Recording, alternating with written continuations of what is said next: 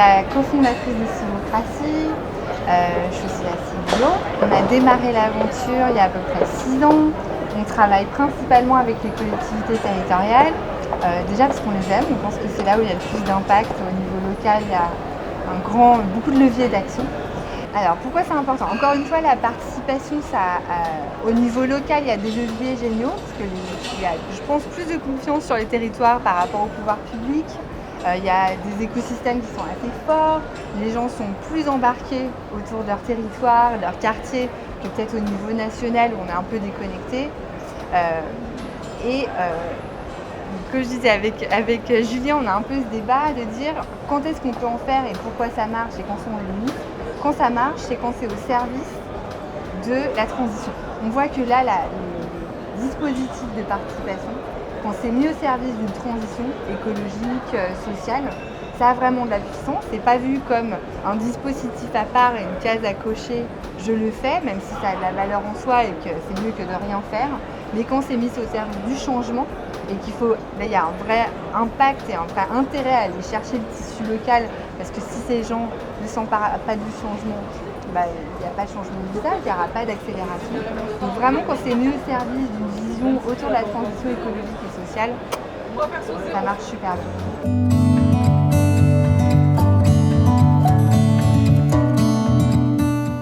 Du coup, je suis Julien Mas, je suis le directeur du mouvement d'éducation populaire YGREN. Notre objectif, en fait, c'est d'accompagner l'engagement des citoyens dans la transition pour faire des territoires solidaires et responsables. Pourquoi on travaille sur la participation citoyenne? C'est en fait le défi qui est face à nous, il est énorme, il est gigantesque et en fait, il faut qu'on y réponde ensemble. Ensemble, ça veut dire quoi? Ça veut dire que quand en fait, une politique se coupe de la base, elle n'a pas d'impact. Quand les citoyens agissent sans la politique, ça n'a pas d'impact ou c'est trop léger, quoi. Notre objectif, c'est de faire coïncider ces ambitions et en fait d'aller ensemble sur ça. La participation citoyenne, c'est un vrai outil pour ça. C'est-à-dire qu'à un moment donné, c'est un espace de dialogue où on va créer ensemble, alors soit on va consulter, soit on va faire participer les gens d'une façon ou d'une autre, mais en fait on va se réunir autour d'un défi commun. Et aujourd'hui, c'est ça qu'est le levier, c'est-à-dire on peut avoir des divergences, on a des divergences, mais en tout cas, c'est ensemble qu'on trouvera les solutions. Et la participation citoyenne, c'est un des outils qu'il faut utiliser pour pouvoir accélérer le changement.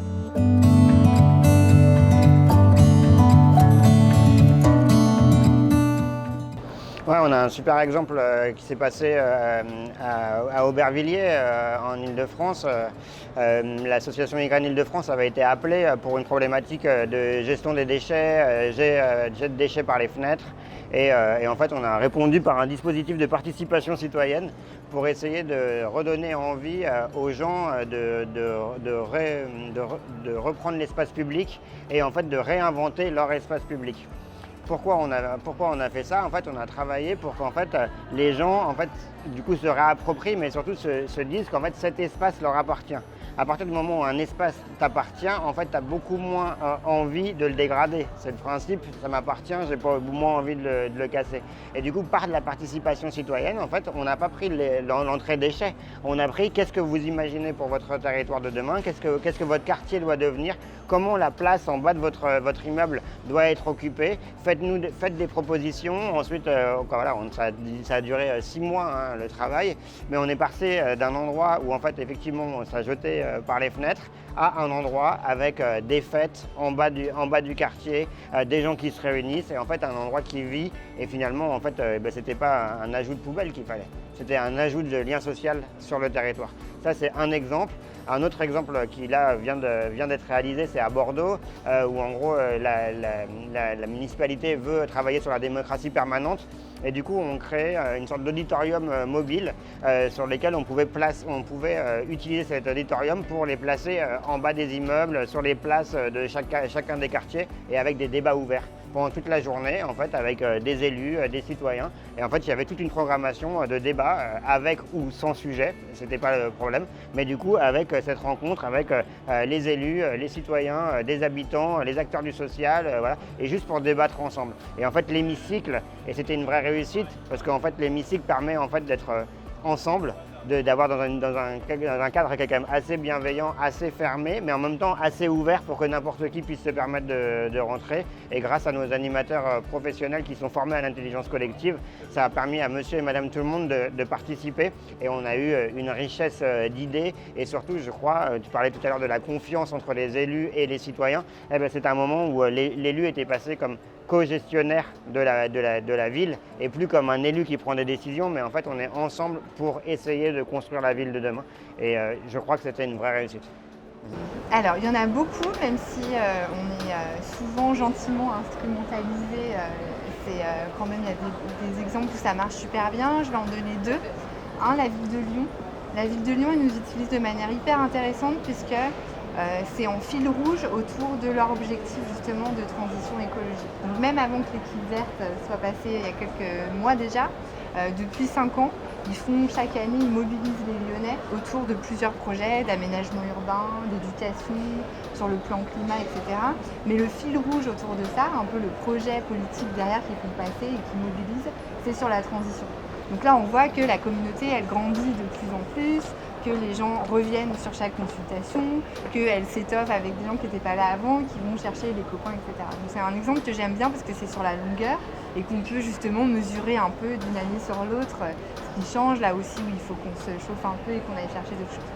Un autre exemple que j'aime bien, mais qu'on démarre juste, mais qui est vraiment pile dans l'ADN de Civocratie, c'est un projet qu'on démarre avec Dijon sur un écoquartier dans un quartier prioritaire.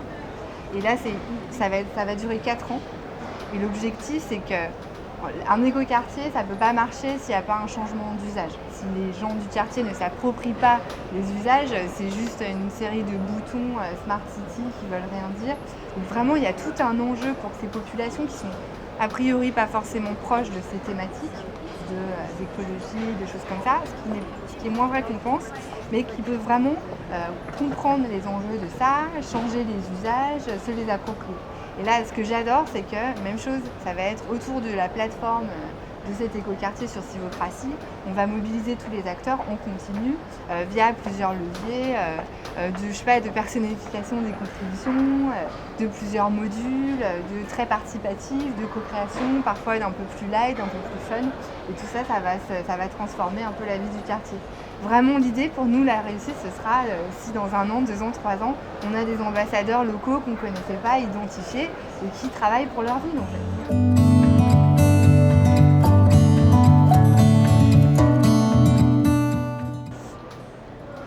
Alors, ce que je trouve hyper intéressant dans l'écosystème de la participation, c'est qu'on travaille tous, on a, je pense, une approche tous assez systémique, et donc on est tous conscients de la petite brique qu'on y apporte.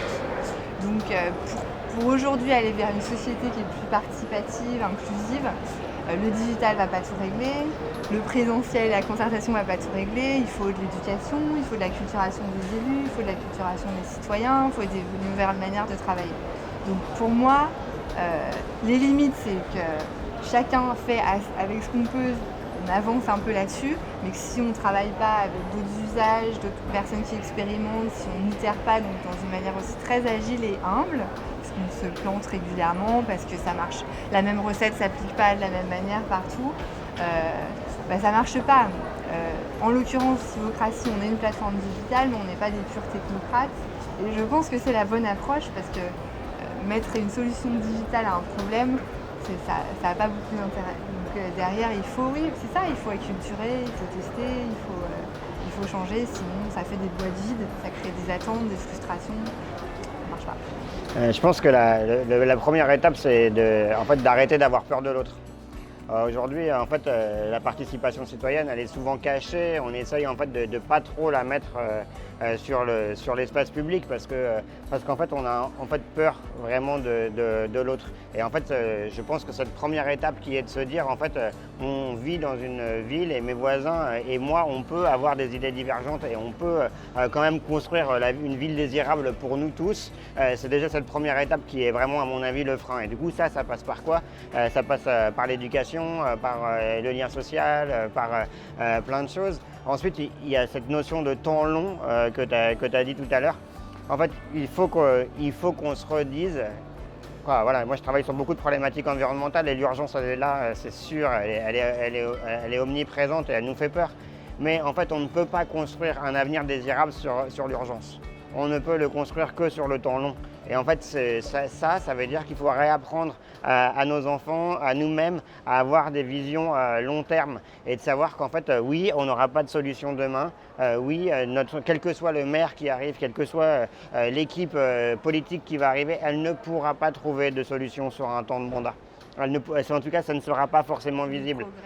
Ça va venir sur le temps et du coup, ça, c'est de l'acculturation, t'en parlais. Et du coup, pour moi, l'acculturation, elle est vraiment sur je n'ai pas peur de l'autre.